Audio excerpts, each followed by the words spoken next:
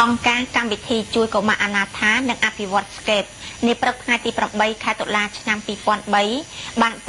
បើកបរិសនការថ្នាក់អប់រំក្រៅប្រព័ន្ធប្រចាំរាជធានីភ្នំពេញនៅក្នុងបរិវេណវត្តឋានក្រៅអធិបតីភាពឯកឧត្តមជ័យចាបអនុរដ្ឋលេខាធិការក្រសួងអប់រំយុវជននិងកីឡានិងឯកឧត្តមម៉ាប់សារិនអភិបាលរងរាជធានីភ្នំពេញលោកស្រីយឹមសុខារីនាយិកាប្រតិបត្តិនិងជាស្ថាបនិកអង្គការកម្មវិធីជួយកុមារអនាថានិងអភិវឌ្ឍ Scape បានឲ្យដឹងថាកម្មវិធីអប់រំក្រៅប្រព័ន្ធរបស់អង្គការ Scape គឺសម្រាប់កុមារពលកម្មធ្វើការជួយគ្រួសារកុមារមានលំនៅឋានឆ្ងាយពីសាលារដ្ឋជាពិសេសកុមារដែលផ្លាស់លំនៅឋានញឹកញាប់និងកុមារដែលពុំមានពេលវេលាគ្រប់គ្រាន់សម្រាប់សម្របតាមកម្មវិធីសិក្សាសាលារដ្ឋថ្មីត្បិតតែកម្មវិធីអប់រំក្រៅប្រព័ន្ធមានលក្ខណៈខុសពីកម្មវិធីអប់រំចំណេះទូទៅសាលារដ្ឋក៏ដោយក៏អង្គការ Scape ត្រូវធ្វើសមាហរណកម្មកុមារទាំងនោះចូលសាលារដ្ឋដោយផ្អែកលើ4ចំណុចគឺពេលវេលារបស់កុមារកម្រិតសិក្សារបស់កុមារអាយុរបស់កុមារនិងទីតាំងសាលារដ្ឋលោកស្រីយឹមសុខារីបានឲ្យដឹងទៀតដែរថានៅរាជធានីភ្នំពេញក្នុងឆ្នាំសិក្សា 2003-2004 នេះមានកុមារសរុបចំនួន 1638 នាក់ស្រី 799 នាក់នៅក្នុងចំណោមនោះមានកុមារអប់រំក្រៅប្រព័ន្ធចំនួន 816 នាក់ចំណែកកុមារស្ថិតក្នុងកម្មវិធីសមាហរណកម្មសាលារដ្ឋមានចំនួន 822 នាក់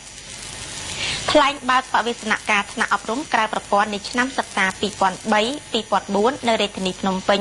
របស់អង្គការ Scape ឯកឧត្តមម៉ាប់សារិននិងឯកឧត្តមជ័យចាបបានចាត់ទុកថាថ្នាក់អប់រំក្រៅប្រព័ន្ធជាប្រព័ន្ធអប់រំផ្លូវការមួយមានលក្ខណៈពហុរូបភាពពហុខ្លឹមសារពហុវិស័យនិងមានចរិតមហាជនការងារនេះមានវិសាលភាពធំធេងក្នុងការរួមចំណែកអភិវឌ្ឍធនធានមនុស្សអភិវឌ្ឍប្រទេសជាតិប៉ុន្តែវាជាការងារមួយលំបាកស្មុគស្មាញតម្រូវឲ្យអ្នកដឹកនាំការងារនេះព្រមទាំងសហការីមានចិត្តអំណត់អត់ធន់ពុះពៀគ្រប់ឧបសគ្គជំនះរាល់ការលំបាកនានានិងមានចិត្តជាសប្បុរសយល់ច្បាស់ពីអត្ថប្រយោជន៍នៃការងារនេះទើបទទួលបានលទ្ធផលល្អឯកឧត្តមបានគូបញ្ជាក់ដែរថាវិស័យអប់រំគឺជាវិស័យស្នូលនៃការអភិវឌ្ឍធនធានមនុស្សប្រកបដោយគុណភាពព្រោះថាវិស័យអប់រំបានបណ្ដុះបណ្ដាលមនុស្សឲ្យមានចំណេះដឹងមានចំណេះធ្វើមានសីលធម៌ល្អនិងចេះរស់នៅជាមួយគ្នាដោយសន្តិភាពដូច្នេះការទ្រទ្រង់វិស័យអប់រំក្នុងប្រព័ន្ធមិនអាចធ្វើឲ្យកុមារយើងបានចូលរៀនក្នុងចំណេះទូទៅបានគ្រប់គ្នានោះទេគឺមានតែការចូលរួមពីកម្មវិធីអប់រំក្រៅប្រព័ន្ធទេទើបអាចផ្ដល់ឱកាសឲ្យកុមារយើងបានចូលរៀនគ្រប់គ្នា